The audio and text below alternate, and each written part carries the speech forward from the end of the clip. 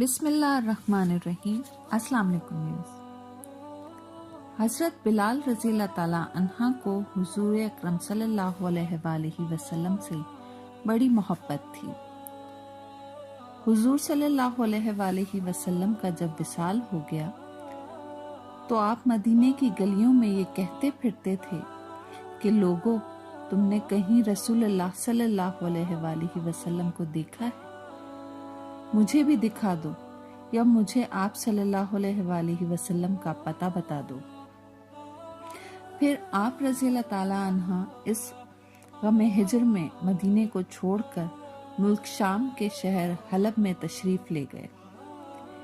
1 سال کے بعد آپ نے حضور صلی اللہ علیہ وآلہ وسلم کو خواب میں دیکھا۔ حضور صلی اللہ علیہ وآلہ وسلم نے آپ سے فرمایا کہ اے بلال، تم نے ہم سے ملنا کیوں چھوڑا؟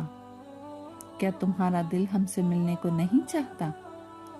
حضرت بلال نے جب یہ خواب دیکھا تو کہا، لبیک یا سیدی، اے آقا، غلام حاضر ہے۔ یہ کہتے ہوئے اٹھے اور اسی وقت رات ہی کو اونٹنی پر سوار ہو کر مدینے کو چل پڑے۔ رات دن برابر چل کر مدینہ منورہ میں داخل ہوئے۔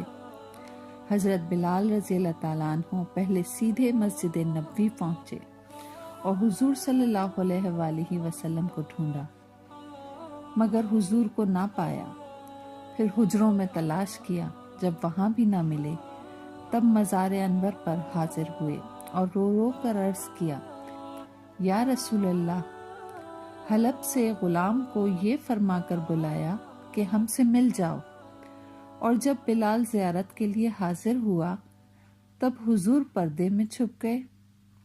یہ کہہ کر آپ بے ہوش ہو کر قبر انور کے پاس گر گئے۔ بہت دیر میں جب آپ کو ہوش آیا تو لوگ قبر انور سے اٹھا کر آپ کو باہر لائے۔ اس عرصے میں حضرت بلال رضی اللہ تعالیٰ عنہ کے آنے کا سارے مدینے میں غل ہو گیا کہ آج رسول اللہ صلی اللہ علیہ وآلہ وسلم کے مؤذن بلال تشریف لائے ہیں۔ سب نے مل کر حضرت بلال رضی اللہ تعالیٰ عنہ سے درخواست کی کہ اللہ کے واسطے ایک دفعہ وہ اذان سنا دو جو رسول اللہ صلی اللہ علیہ وآلہ وسلم کو سناتے تھے۔ بلال رضی اللہ تعالیٰ عنہ فرمانے لگے، دوستو، یہ بات میری طاقت سے باہر ہے، کیونکہ حضور صلی اللہ علیہ وآلہ وسلم کے حیات ظاہری میں اذان دیتا تھا تو جس وقت اشہد ان محمد رسول اللہ کہتا تھا تو رسول اللہ صلی اللہ علیہ وآلہ وسلم کو اپنی آنکھوں کے سامنے دیکھتا تھا۔ اب بتاؤ کہ کسے دیکھوں گا؟ مجھے اس خدمت سے معاف رکھو۔ ہر چند لوگوں نے اصرار کیا، مگر بلال رضی اللہ تعالیٰ عنہ نے انکار ہی کیا۔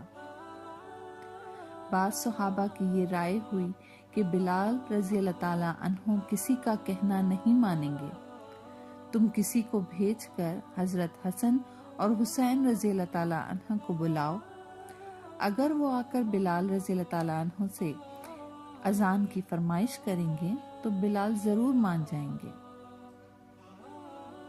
کیونکہ حضور صلی اللہ علیہ وآلہ وسلم کے اہل بیت رضی اللہ تعالیٰ عنہ سے بلال رضی اللہ تعالیٰ عنہ کو عشق ہے۔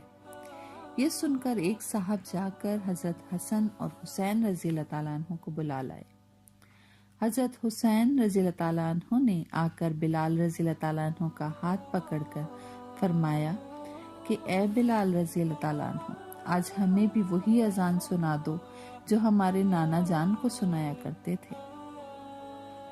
حضرت بلال رضی اللہ تعالیٰ عنہ نے امام حسین رضی اللہ تعالیٰ عنہ کو گود میں اٹھا کر کہا کہ تم میرے محبوب صلی اللہ علیہ وآلہ وسلم کے جگر پارا ہو، ان کے باغ کے پھول ہو، جو کچھ تم کہو گے منظور کروں گا، تمہیں رنجیدہ نہ کروں گا۔ اس طرح حضور صلی اللہ علیہ وآلہ وسلم کو مزار مبارک میں رنج پہنچے گا۔ اور پھر فرمایا، حسین رضی اللہ تعالیٰ عنہ، مجھے لے چلو، جہاں کہو گے اذان دوں گا۔